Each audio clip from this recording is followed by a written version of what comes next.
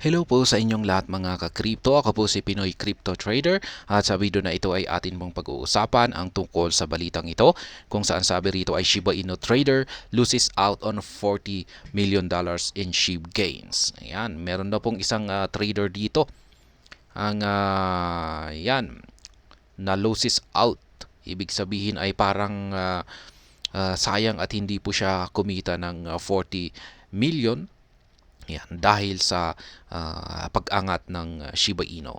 Kaya, ayan, malalaman po natin kung ano nga ba ang naging dahilan dito. Pero sa tingin ko ay yung karamihan po kasi ng mga trader uh, na nagkakaroon ng ganito na sitwasyon, yung sayang at hindi sila nakapag-take ng kanilang malaking kita ay dahil sa napaaga sila na nag-take profit. Ayan, ganyan po yung madalas kasi na nangyayari. Kaya ayan, bago po tayo magpatuloy, ay nais ko po munang bigyang linaw ang aking disclaimer kung saan ang nilalaman po ng video na ito ay hindi po ito isang financial advice. For education and information purposes lamang po ang layunin nito. Nais ko na rin pong magbigay babala na wala pong kahit anumang group chat ang Pinoy Crypto Trader. Ayan, malalaman po natin kung ano nga ba ang dahilan kung bakit ayan hindi sayang at hindi niya nakuha yung kanyang kita na $40 million. Ayan, a Shiba Inu investor inadvertently lost out on raking $40 million in gains after he hurriedly cashed out on his investment upon witnessing a 50 times increase. Ayan na nga po, gaya ng aking sinabi kanina. Yan, sayang at hindi po niya nakuha ang 40 million na gains. Ayan, sapagkat napaaga po yung kanyang pag-cash out dito sa kanyang investment. Kaya, ayan, yan na rin po yung isang bagay. Yung mga isang bagay na nagiging dahilan kung bakit uh, maliit yung kinikita. Meron siguro siyang kinita rito pero maliit lamang. This investment move was disclosed by the host of the crypto-focused YouTube channel Zero Waiting in one of his videos. Interestingly, he was the investor in question. However, his regrets are not as substantial as some would think. Yan, isa po siyang host ng YouTube channel na Zero Waiting. Ayan. Notably, the investor disclosed that he put $200 in Shiba Inu 2 years ago. In the video dated November 2021, he noted that he had earlier called attention to the Shiba Inu in February 2021 with the asset when the asset had yet to hit its all-time peak. Ayan. Yung kanyang initial investment po pala ay $200. Nabili po niya ito 2 years ago. Ayan, kaya isa po siya sa mga early investors. According to the investor at the time of his initial video, he was discussing how he turned $200 in his SHIB investment to $10,000. Ayan, yung kanyang $200 ay naging $10,000 po.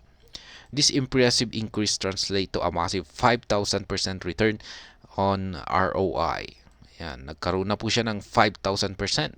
He confirmed that he cashed out the $10,000 gain, representing a 50 times increase in his initial investment.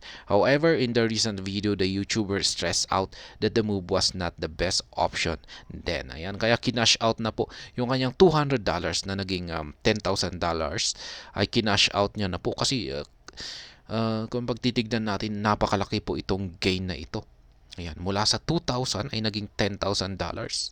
50 times increase po yan. Kaya yan po, nagkaroon na po siya ng desisyon na i-take profit na ang 10,000 na gain na ito. Pero yan, ayon po sa kanya ay hindi raw po ito yung naging best option. Yan, parang pinagsisihan po niya kung bakit niya kinash out yung kanyang $10,000 dito. Kasi kung pag hindi po niya i-kinash out ito, naging 40 million sana ito. Kaya yan, in that video, I was basically showing off how I turned $200 of Shiba Inu into about $10,000. It was about $10,000 at the time of that video. I thought that was impressive gains at the time, the YouTuber said. Ayan nga, yung sinabi ko kanina na ang akala niya ay napakalaking gain na ito, impressive gain, sabi niya, yung $10,000 na ito. Pero sa akala lamang po niya ito.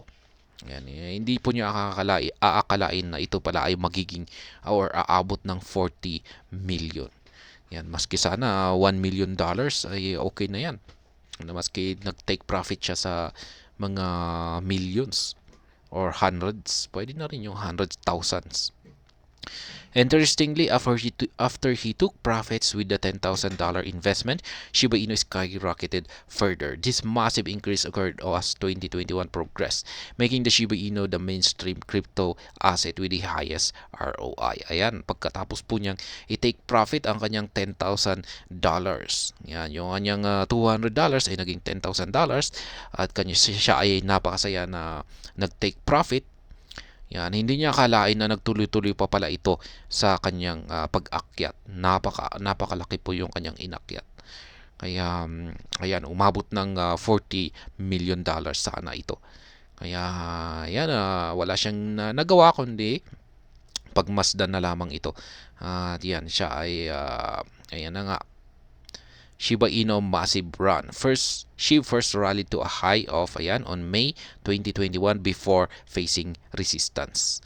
The resistance resulted in a correction that saw the asset drop to territory in June. However, this correction was short-lived as SHIB surged at the all-time high in August 2021. Yan, ito po na po yung kanyang all-time high.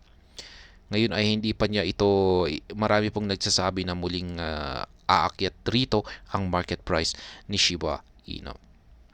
Yan, all-time high po kasi yan. These investors' $200 initial investment would have appreciated to over $40 million if he had not sold off. Ayan, sayang.